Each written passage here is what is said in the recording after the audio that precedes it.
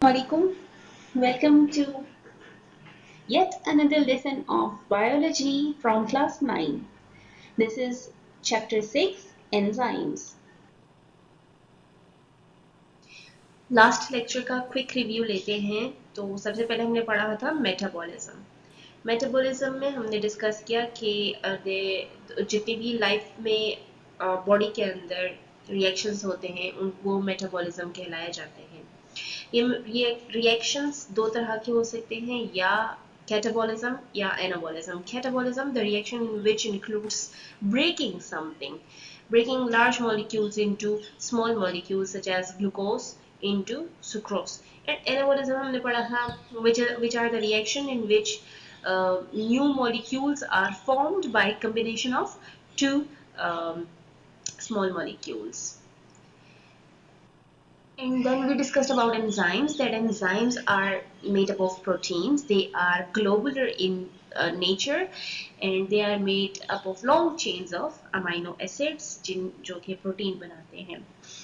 इन enzymes में एक ऐसी साइट होती है जिसको हम एक्टिव साइट कहते हैं। ये वो साइट है जहाँ पे एक्चुअली सबस्ट्रेट आके अटैच होते हैं, और ये यहाँ सारा प्रोसेस होता है बिल्डिंग का या ब्रेकिंग का। जो चीज आके अटैच होती है, जिसके ऊपर काम कर रहा होता है एंजाइम, उसको हम कहते हैं सबस्ट्रेट। और जो काम होने के बाद हमारे पास रिजल्टेंट जो चीज आती है उसको हम प्रोडक्ट कहते हैं। अगर हमने ग्लूकोज की एग्जांपल ली थी, तो ग्लूकोज इज हमारा सबस्ट्रेट। उसके ऊपर एक्ट करने के बाद उसको ब्रेक डाउन किया गया into two small molecules which were our products. So enzyme के अपने कैरेक्टरिस्टिक्स भी पढ़े थे, जिसको हम रिव्यू कर देते हैं। Number 1, enzymes are made up of proteins. Number 2, enzymes are specific. Number 3, enzymes are not consumed.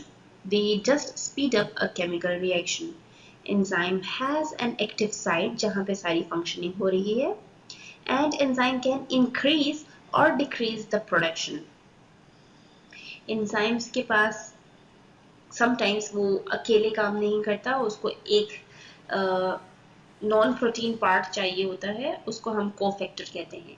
ये नॉन प्रोटीन पार्ट ऑर्गेनिक भी हो सकता है, इनऑर्गेनिक भी हो सकता है। अगर तो ये ऑर्गेनिक है तो इसके मजीद दो टाइप्स हैं, कोएंजाइम और prosthetic. And then we read about metallic pathway. few of the enzymes they work together in a pathway. पहले एक एंजाइम के लिए जो सबस्ट्रेट था वो उसने उसके ऊपर काम किया, प्रोडक्ट बनाया। अब दूसरे एंजाइम के लिए वही प्रोडक्ट सबस्ट्रेट बन जाएंगे, वो उसके ऊपर काम करेंगे, मजीद छोटे प्रोडक्ट्स बना लेंगे। इस तरह एक पाथवे में काम करते हैं एंजाइम्स। अब हम आते हैं आज के जो लेक्चर का मेन पॉइंट है, that is factors affecting the enzyme activity. वो सब फैक्टर्स जो कि एंजाइम की एक्टिविटी को अफेक्ट करते हैं, उनके बारे में हम आज पढ़ेंगे। There are 3 factors which affect enzymes activity. Number 1 is temperature, number 2 is pH, and number 3 is substrate concentration. Enzymes are very sensitive to the environment in which they work. Enzymes की एक खास शेप होती है जिसके अंदर एक portion है जिसको हम एक्टिव साइट कहते हैं। इस एक्टिव साइट पे सारा फंक्शनिंग एंजाइम का डिपेंड करता है। अगर इस एक्टिव साइट में जरा सी भी शेप चेंज हो जाए या इसकी केमिस्ट्री चेंज हो जाए तो एंजाइम मॉलिक्यूल बहुत ज़्यादा अफेक्ट होता है और उसका फंक्शनिंग भी अफेक्ट होता है। टेम्परेचर एक फैक्टर है जिसकी वजह से एंजाइम की शेप चेंज हो जाएगी, और शेप चेंज हो जाने की वजह से उसका फंक्शनिंग भी डिस्टर्ब हो जाएगा। Every enzyme works at its maximum rate at specific temperature called optimum temperature. Optimum temperature एक ऐसा खास टेम्परेचर जिस पे एंजाइम काम करता है और अपना बेस्ट आउटपुट देता है। सवाल आ सकता है व्हाट इज ऑप्टिमम टेम्परेचर। तो आपने यही बताना है कि enzymes works at its maximum rate at a specific temperature that is called the optimum temperature, and the value is 37 degrees centigrade. Body का टेम्परेचर भी 37 डिग्री सेंटीग्रेड होता है, इसीलिए बॉडी के अंदर एंजाइम सारे प्रॉपर फंक्शन कर रहे हैं। लेकिन जब फीवर हो जाता है तो फिर एंजाइम्स का फंक्शन भी रिड्यूस हो जाता है या कम्प्लीटली ब्लॉक हो जाता है, और आपको भी फूड टेस्ट नहीं मिलता या कुछ कड़वा कड़वा टेस्ट मुंह में रहता है। क्यों है ये अभी पढ़ते हैं। When temperature rises above the optimum temperature, normal temperature से above चला जाता है टेम्परेचर, तो हीट एनर्जी की वजह से वाइब्रेशन इंक्रीज हो जाती है। किस चीज में? एटम्स में, एंजाइम्स के एटम्स में। जब एंजाइम्स के एटम्स में वाइब्रेशन इंक्रीज होगी तो वो जो अमीनो एसिड के बीच में बॉन्ड्स हैं वो ब्रेक डाउन हो जाना शुरू हो जाएंगी। बॉन्ड्स ब्रेक होंगे तो एंजाइम का स्ट्रक्चर, ग्लोबुलर स्ट्रक्चर, वो डैमेज हो जाएगा, डीनेचर हो जाएगा, शेप चेंज कर जाएगा। इसको कहते हैं डीनेचरेशन। अगेन एक सवाल आ सकता है, व्हाट इज डीनेचरेशन? डीनेचरेशन ये है जब एंजाइम अपना स्ट्रक्चर लूज कर जाता है किसी भी रीजन की वजह से, हाई टेम्परेचर की वजह से, पीएच की वजह से, या सबस्ट्रेट कंसंट्रेशन की वजह से। जब एंजाइम का अपना स्ट्रक्चर लूज हो जाता है तो वो डीनेचर कहलाया जाता है। Losing of the shape of the enzyme results in decreased rate of enzyme action or it may be blocked.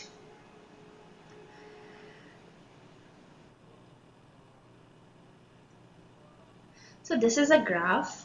Graph में आपको टेम्परेचर भी है आपके पास और एंजाइम्स रिएक्शन भी है। तो देखिए शुरू में जब टेम्परेचर बढ़ रहा था 40 तक, 37 तक ऑप्टिमम टेम्परेचर है, एंजाइम्स काइनेटिक एनर्जी गेन कर रहा है और उसकी फंक्शनिंग फाइन है। लेकिन जैसे ही 40 क्रॉस कर गया है या 37 क्रॉस कर गया है तो एंजाइम की एक्टिविटी रिड्यूस होने लगती है। और फिर क्यों रिड्यूस होती है? क्योंकि ये एक ऐसा पॉइंट है जिसमें एंजाइम डीनेचर हो गया है। अब कोई भी सबस्ट्रेट यहाँ फिट इन नहीं हो रहा। तो ये एक रीजन है why human beings lose their sense of taste when they get fever. जब फीवर होता है तो टेम्परेचर राइज हो जाता है बॉडी का टेम्परेचर राइज होने की वजह से जो एंजाइम्स हैं उनको भी ऑप्टिमम टेम्परेचर उनका रेज हो जाता है, और रेज होने की वजह से वो डीनेचर हो जाते हैं और इसीलिए you can not get enough good taste. ये एक एंजाइम है जिसका ये एक्टिव साइट है। नॉर्मली ये सबस्ट्रेट एक्टिव साइट के साथ आकर अटैच हो जाता है और उसके बाद एंजाइम अपना फंक्शन परफॉर्म करता है, ब्रेकिंग या बिल्डिंग का। लेकिन इस जैसी सिचुएशन में एंजाइम और ये सबस्ट्रेट टेम्परेचर रेज होने की वजह से बहुत ही तेज मूव करना शुरू हो जाते हैं। ये तेज मूवमेंट गुड भी है, किस सेंस में कि इन मूवमेंट की वजह से हो सकता है कि सबस्ट्रेट का अटैच होने का चांस बढ़ जाए। लेकिन एक नॉर्मल टेम्परेचर तक, एक ऑप्टिमम टेम्परेचर तक 37 तक ये इट इज गुड। लेकिन आफ्टर या बियॉन्ड द 37 डिग्री एंजाइम के मॉलिक्यूल्स इतनी ज्यादा वाइब्रेशन कर जाते हैं कि उनका एक्टिव साइट का शेप चेंज हो जाता है और अब कोई भी सबस्ट्रेट आकर अटैच नहीं हो पाता। सो temperature affects the enzyme by denaturing it. Another thing is substrate concentration. Now इस वर्ड को पहले समझ लेते हैं, सबस्ट्रेट कंसंट्रेशन। सबस्ट्रेट का मतलब है वो मॉलिक्यूल जिसके ऊपर एंजाइम ने एक्ट करना है। कंसंट्रेशन का मतलब है मिकदार। सबस्ट्रेट कंसंट्रेशन का क्या लिंक है एंजाइम्स की एक्टिविटी के साथ? लास्ट लेक्चर में भी मैंने आपको एग्जांपल दी थी गिफ्ट रैपिंग की, कि आप हैं एंजाइम और आपको करने हैं गिफ्ट को रैप। तो आपको अगर कस्टमर 3 गिफ्ट्स दे दें, आप उसको बड़े मजे से पैक करोगे। लेकिन अगर आपको वो 100 गिफ्ट्स दे दें तो आपकी एक्टिविटी रिड्यूस होने लगती है।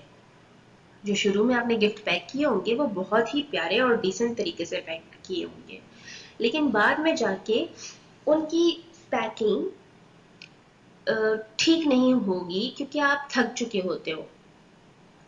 इसी तरह अगर कस्टमर ने 100 के बाद 200 आपको गिफ्ट्स दे दिए पैक करने के लिए, तो आप स्टॉप हो जाते हो, आपकी फंक्शनिंग अफेक्ट हो जाती है।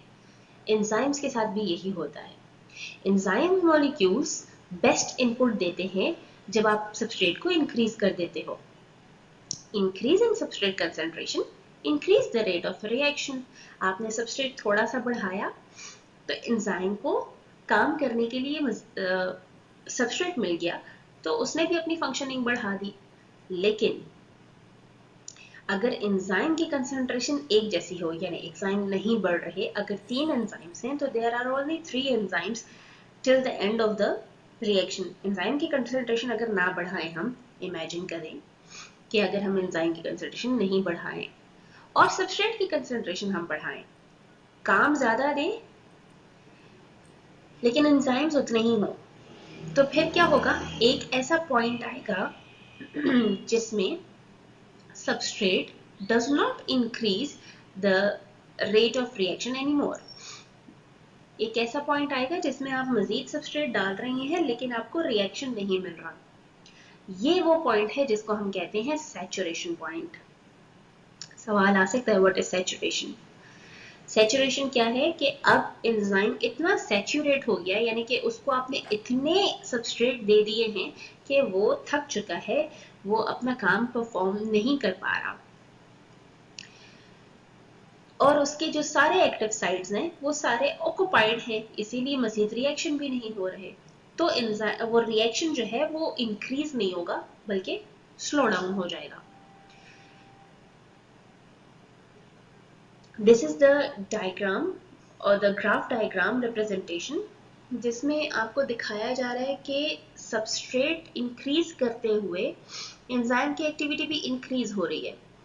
जब आप सबस्ट्रेट इंक्रीज करें, एंजाइम की एक्टिविटी इंक्रीज हो रही है, क्योंकि अब तक सारे एंजाइम यूज नहीं हो रहे थे, कुछ रेस्ट पे थे। लेकिन जैसे आप सबस्ट्रेट को ऐड इन करते हो, इंक्रीज करते हो, सारे एंजाइम आ जाते हैं हेल्प करने के लिए। एक ऐसा पॉइंट आता है कि जिसमें हमें प्रोडक्ट नहीं मिल रहा, स्टेबल हो गया है, कांस्टेंट हो गया है। ये वो पॉइंट है जिसको हम सैचुरेशन पॉइंट कहते हैं। यानी अब जितने भी एंजाइम्स थे वो सारे ऑक्युपाइड हैं, सबके एक्टिव साइट बिजी हैं, और मजीद आपने जितने भी सबस्ट्रेट ऐड किए हैं उन पे काम नहीं हो रहा। सैचुरेशन आ गई है, एक्टिव साइट सारे ऑक्युपाइड हैं। तो सबस्ट्रेट कंसंट्रेशन का क्या इफेक्ट होता है कि शुरू में तो इंक्रीज होता है रेट, लेकिन एक पॉइंट ऐसा आता है जिसमें सबस्ट्रेट की कंसंट्रेशन ज्यादा होने की वजह से एंजाइम्स अपनी परफॉर्मेंस नहीं दे पा रहे होते, क्योंकि their active sites are already occupied. Then it is pH. So pH क्या है? It is the power of hydrogen.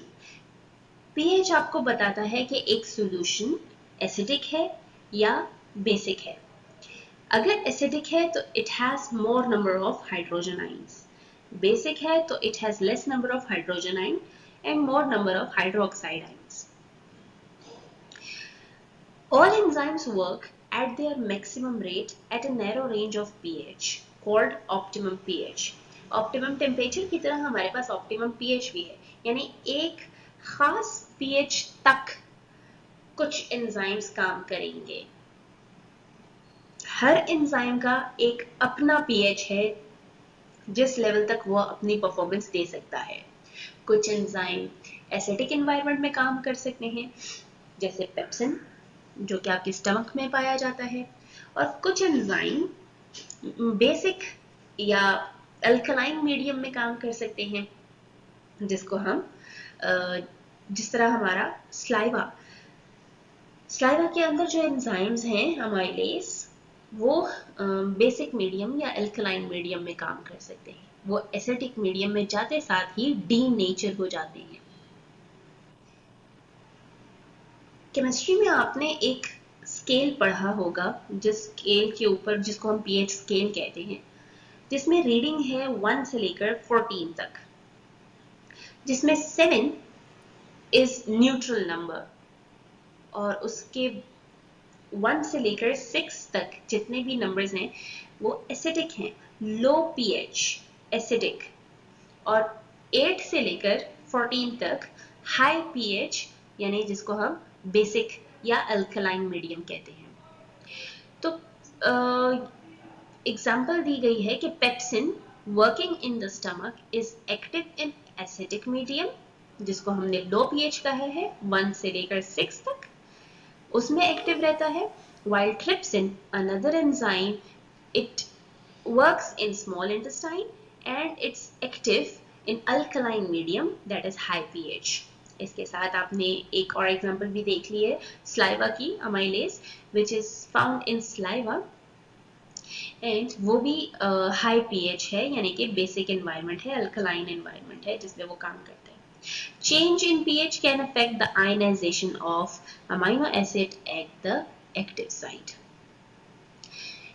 जैसे आपको पता है कि enzyme is made up of very small molecules which is called amino acid, they are chained together और उनके बीच में होता है hydrogen bond.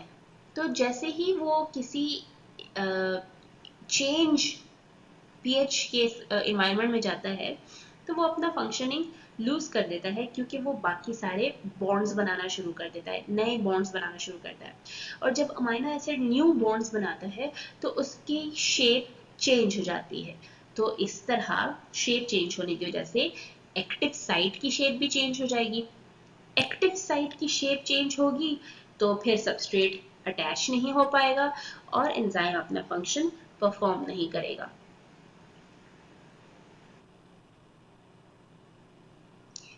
Thank you for listening. That was all for today.